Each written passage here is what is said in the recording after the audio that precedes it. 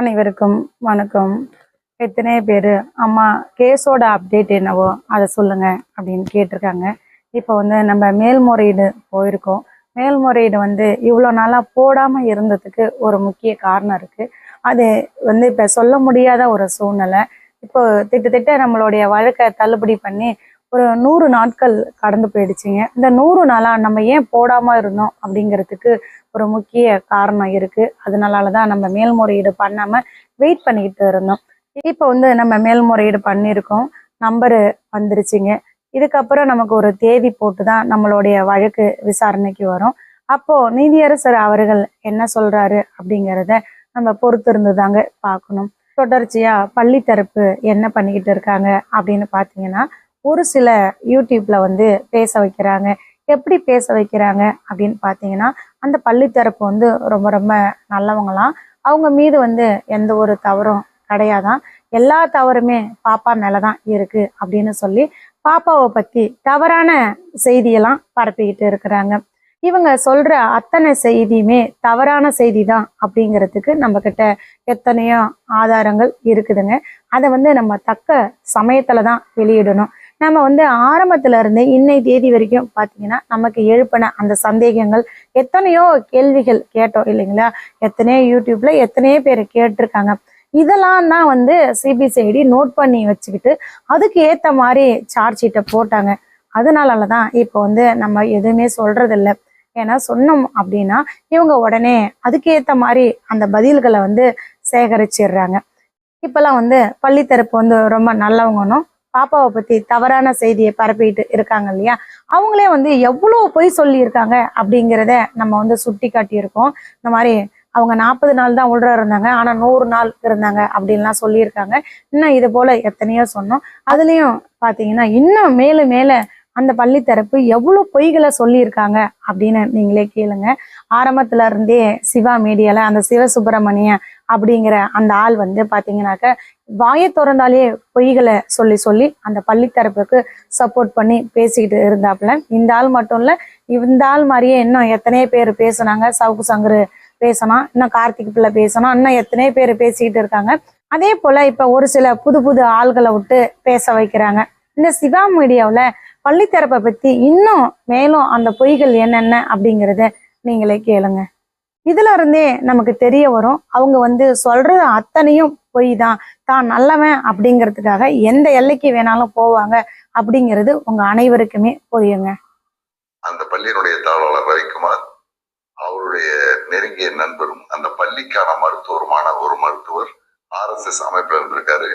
அவர் ஒரு நாள் பள்ளிக்கூடத்துல பயிற்சி முகாம் நடத்திக்கிறதுக்கும் RSS பயிற்சிக்கு வரக்கூடியவங்க தங்குறதுக்குமான இட ஏற்பாடு செஞ்சு கொடுக்கணும்னு கேட்டிருந்திருக்காரு. அந்த அடிப்படையில் இவரும் அவருக்கு உதவி செஞ்சிருக்காரு. RSS பற்றியோ அதனுடைய அரசியல் கட்டமைப்பு பற்றியோ ரவிக்குமாருக்கு எதுவும் தெரியாது. தன்னுடைய நண்பர் கேட்டார் அப்படிங்கிறதுனால, அதுவும் மருத்துவர், பள்ளியினுடைய மருத்துவர், பள்ளி குழந்தைகளுக்கு மருத்துவம் செய்யக்கூடியவர், அவர் கேட்டாருங்கிற அடிப்படையில் அந்த இடத்த கொடுத்திருக்காரு. இந்த விவகாரம் இந்த மாணவி கொலை செய்யப்பட்டதற்கு 2 நாட்களுக்கு பிறகு வெளியானது பிறகு ஒரு RSS பயங்கரவாதி மோடியோடவும் அமித்ஷாவோடவும் நேரடி தொடர்பு இருக்காரு அப்படிங்கிற மாதிரியான கதைகள் அனைத்தும் கட்டப்பட்டு இப்ப அனைவருமே கேட்டிருப்பீங்க. அந்த சிவா மீடியால அந்த சுப்பிரமணியன் என்ன சொல்றாரு அப்படின்னு பாத்தீங்கன்னாக்க, இது அவரா சொல்லல, பள்ளி தரப்பு சொல்லி கொடுத்துதான் பேச வைக்கிறாங்க. அதோட இன்னொன்னையும் சேர்த்து சொல்லுவாங்க, நாங்க ரொம்ப நல்லவங்க, எங்க பள்ளிக்கூடத்துக்கும் இந்த RSSக்கும் எந்த ஒரு சம்பந்தமும் கிடையாது, நான் RSS கேம்ப் அங்க நடத்தவே கிடையாது அப்படிங்கிறத இப்ப எல்லா இடத்துலையும் சொல்லிக்கிட்டு வராங்க. இந்த RSS கேம்புங்கிறது அங்க எப்படி நடந்தது அப்படின்னு பாத்தீங்கன்னா, அதாவது அந்த ரவிக்குமார் இருக்கான் இல்லைங்களா, அவனுக்கு ஒரு நெருங்கிய ஃப்ரெண்டு தான் ஒரு மருத்துவர். அந்த மருத்துவர் கூட யாரு அப்படின்னு பாத்தீங்கன்னாக்க, அதாவது அந்த பள்ளி ஹாஸ்டல்ல இருக்காங்க இல்லைங்களா, அந்த பள்ளிக்கூடத்துக்கு வர குழந்தைங்களோ இல்ல ஹாஸ்டல்ல தங்கி படிக்கக்கூடிய அந்த குழந்தைங்களுக்கு மருத்துவம் பார்க்கக்கூடிய ஒரு டாக்டர் தான். அவரு ஒரு நாள் கேட்டுக்கிட்டாரு, இந்த மாதிரி RSS பயிற்சி முகாம் இங்க நடக்கணும், அதுக்கு இட வசதி கொடுங்க அப்படின்னு சொல்லி அவரு கேட்டுக்கிட்டாரு. அவர் கேட்டுக்கிட்டாரு.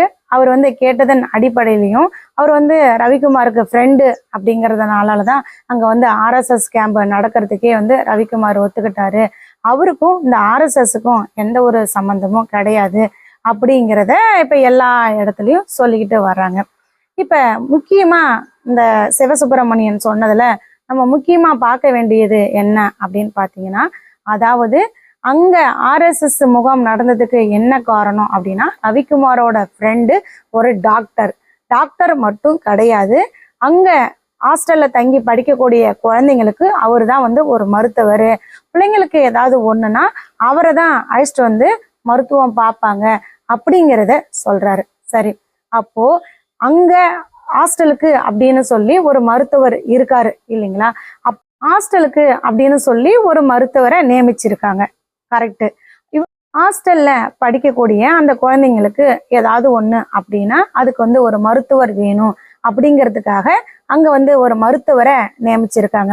அந்த மருத்துவர் ஸ்ரீமதிக்கு ஒரு பிரச்சனை அப்படிங்கக்குள்ள ஏன் வந்து பார்க்கல. அது மட்டும் இல்லாத இவங்க பள்ளியில வந்து விளம்பரம் பண்ணுவாங்க இல்லைங்களா?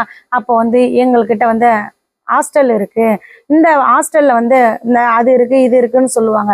அதுல இதையும் குறிப்பிடுவாங்க, 24 மணி நேரமும் மருத்துவ வசதி உள்ளது அப்படின்னு சொல்லிதான் விளம்பரம் பண்றாங்க. இப்போ இவங்ககிட்ட நியமிச்சிருக்கக்கூடிய அந்த டாக்டர் மண்ணாங்கட்டி ஃபோன் பண்ணி சொன்ன உடனே ஏன் வரல?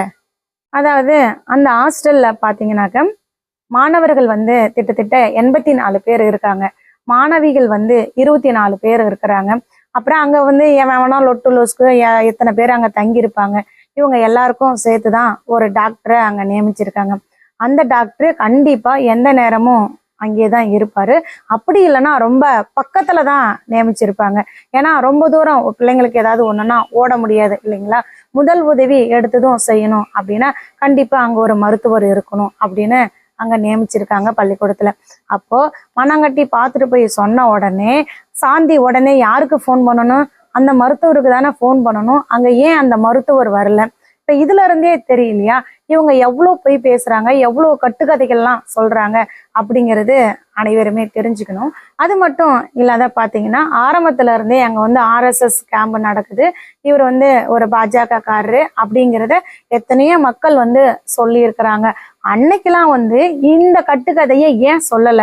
இந்த மாதிரி எங்க பள்ளிக்கூடத்துல ஆர்எஸ்எஸ் கேம்ப் நடக்கல, ஒரு மருத்துவர் வந்து எனக்கு ஃப்ரெண்டா இருந்தாரு, அவரு கேட்டதன் அடிப்படையில தான் எங்க பள்ளிக்கூடத்துல ஆர்எஸ்எஸ் கேம்ப் நடந்தது. மற்றபடி எனக்கும் இந்த ஆர்எஸ்எஸ் கேம்புக்கும் எந்த விதமான சம்பந்தமும் இல்லை அப்படிங்கிறத இது நாள் வரைக்கும் எங்கேயாவது பதிவிட்டிருக்காங்களா? இவங்களுக்காக எத்தனையோ நாள் வந்து கூவிக்கிட்டு இருந்தான், வருஷ கணக்குல கூவிக்கிட்டு இருந்தான் பள்ளிக்கூடத்துக்கு ஆதரவா அந்த குரங்கு பிள்ளை. அவனை வச்சு கூட என்னைக்காவது இந்த இதை சொல்லியிருக்காங்களா? பாத்தீங்கன்னா ஒரு நாள் கூட சொல்லல. இப்ப மட்டும் எங்க போய் ரூம் போட்டு யோசிச்சாங்கன்னு தெரியல. நம்ம வந்து ஒரு ஆர்எஸ்எஸ் காரன் இல்ல, அங்க ஆர்எஸ்எஸ் பயிற்சி முகாம் நடந்ததுக்கு இதுதான் முக்கிய காரணம் அப்படின்னு சொல்லி இப்ப வந்து ஒரு புதிய விளக்கமும் ஒரு புதிய பொய்யும் சொல்லிக்கிட்டு இருக்கிறாங்க. ஆரம்பத்துல இருந்தே வாயை திறந்தாலே பொய்களை மட்டுமே சொல்லிக்கிட்டு வராங்க பள்ளி தரப்பு. இந்த சிவா மீடியால பாத்தீங்கன்னா கிட்டத்தட்ட 27 நிமிஷம் பேசியிருந்தாரு. ஒரு 4 நிமிஷம் கேட்டதுலயே இவ்வளவு தகவலும் இவ்வளவு உண்மையும் இருக்கு அப்படின்னா கண்டிப்பா அந்த வீடியோவில் 27 நிமிஷமும் நம்ம கேட்டோம்னா இன்னும் நமக்கு எவ்வளவு தகவலும் எவ்வளவு உண்மைகளும் கிடைக்கும்னு தெரியலங்க. அதாவது தப்ப துணிஞ்சு பண்ணுவானா, ஆனா அந்த குற்றத்தை மட்டும் ஏத்துக்க மாட்டேன் அப்படின்னு தன்னை காப்பாத்திக்கிறதுக்காக என்னென்ன வேலைலாம் பார்த்துக்கிட்டு இருக்கான் அப்படிங்கிறத நீங்களே பாருங்க. Justice for Srimathi.